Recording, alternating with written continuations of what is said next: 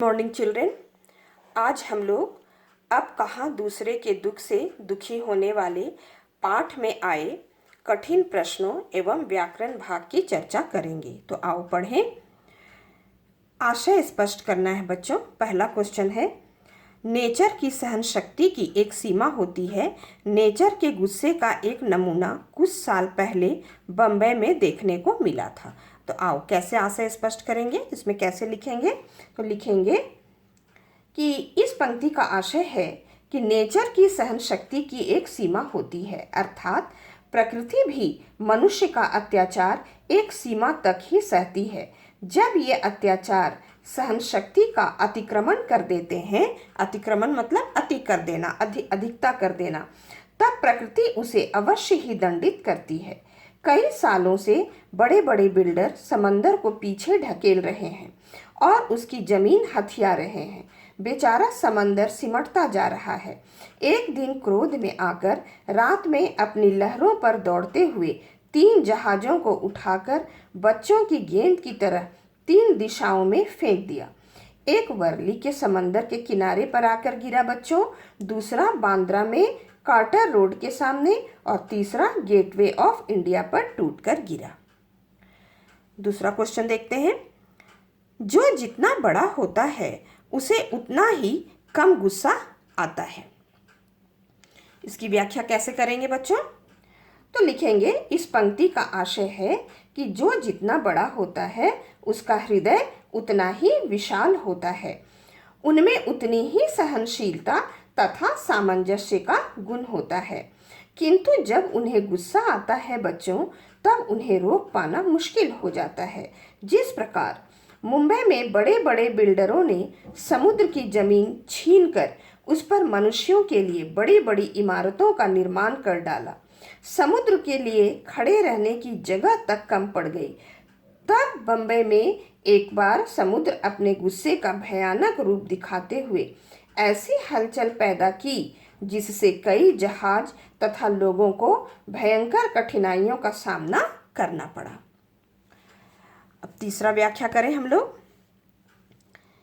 इस बस्ती ने न जाने कितने परिंदों चरिंदों से उनका घर छीन लिया है। इनमें से कुछ शहर छोड़कर चले गए हैं और जो नहीं जा सके हैं उन्होंने यहाँ वहाँ डेरा डाल लिया है। तो आओ इसकी व्याख्या करें। तो बच्चों, यहाँ लेखक के कहने का आशय है कि समुद्र के किनारे लंबी चौड़ी बस्तियों, इमारतों के निरंतर विस्तार से पेड़ों का कटाव होता गया, जिसने पक्षियों को बेघर कर दिया है। लेखक के अनुसार बच्चों, वर्सोवा में जहां उनका घर है, पहले यहाँ दूर तक जंगल था, पेड़ थे, परिंदे थे और दूसरे जानवर भी थे। अब पेड़ के कट जाने से पक्षी अपना घोंसला बनाए तो कहाँ बनाए। कुछ पक्षियों का तो अस्तित्व ही नष्ट हो गया है। कुछ शहर छोड़कर चले गए हैं तथा जो नहीं जा सके हैं वे यहाँ वहाँ डेरा डालने को मजबूर हैं। अगला प्रश्न देखते हैं। शेख अयाज के पिता बोले, नहीं, यह बात नहीं है। मैंने एक घर वाले को बेघर कर दिया है। उस बेघर को कुएं पर उसके घर छोड़ने जा रहा हूँ। इन पंक्तियों में छिपी हुई उनकी भावना को स्पष्ट कीजिए। आओ बच्चों स्पष्ट करते हैं। कैसे लिखेंगे कि इस पंक्ति का आशय है कि शेख अयाज के पिता समदर्शी थे। समदर्शी का क्या अर्थ हुआ बच्चों? समान दृष्टिकोण रखने वाले सभी के प्रति। तो बच्चों, एक दिन उनके पिता कुएं से नहा कर लौटे तथा माँ ने भोजन परोसा। उन्होंने जैसे ही रोटी का कौर तोड़ा, उनकी नज़र अपनी बाजू पर पड़ी। वहाँ एक काला चोटा रेंग रहा था। वे भोजन छोड़कर उठ खड़े हुए। उनके अनुसार बच्चों, उन्होंने एक घर वाले को बेघर कर दिया था। उस बेघर को कुएं पर उसके घर छोड़कर ही उन्हें शांति प्राप्त होगी। इस प्रकार बच्चों, उनकी जीवों के प्रति प्रेम की भावना प्रकट होती है। आओ अब हम लोग व्याकरण भाग देखें। क्या दिया है, पहला प्रश्न देखो, ध्यान देना। उदाहरण के अनुसार निम्नलिखित वाक्यों में कारक चिन्हों को पहचान कर रेखांकित कीजिए और उनके नाम रिक्त स्थानों में लिखिए। रेखांकित करने का क्या अर्थ है बच्चों? अंडरलाइन करना है। तो पहला दे दिया है एग्जाम्पल, माँ ने भोजन परोसा। तो यहाँ ने कारक का चिन्ह है, अंडरलाइन किया हुआ है, और ये कौन सा कारक का चिन्ह है? तो कर्ता। आगे देखते हैं खा नंबर, मैं किसी के लिए मुसीबत नहीं हूँ। यहाँ के लिए कारक का चिन्ह है, और कौन सा कारक है यहाँ? ये कौन से कारक का चिन्ह है? संप्रदान। कर्ता ने कर्म को करण से संप्रदान के लिए। आगे देखते हैं, मैंने एक घर वाले को बेघर कर दिया है। यहाँ कारक का चिन्ह कहाँ है बच्चों? को। तो इसके नीचे अंडरलाइन करेंगे।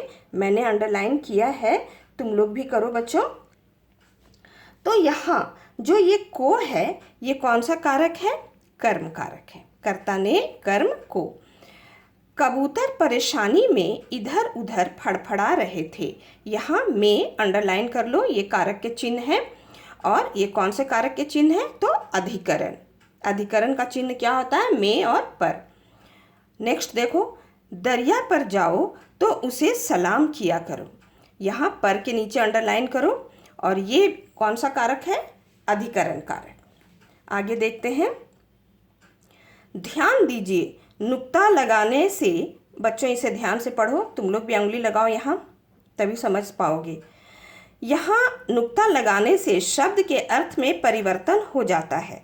पाठ में दफा शब्द का प्रयोग हुआ है, जिसका अर्थ होता है बार, गणना संबंधी, गिनती, कानून संबंधी। यदि इस शब्द में नुक्ता लगा दिया जाए बच्चों, तो शब्द क्या बनेगा? दफा, जिसका अर्थ होता है दूर करना, हटाना।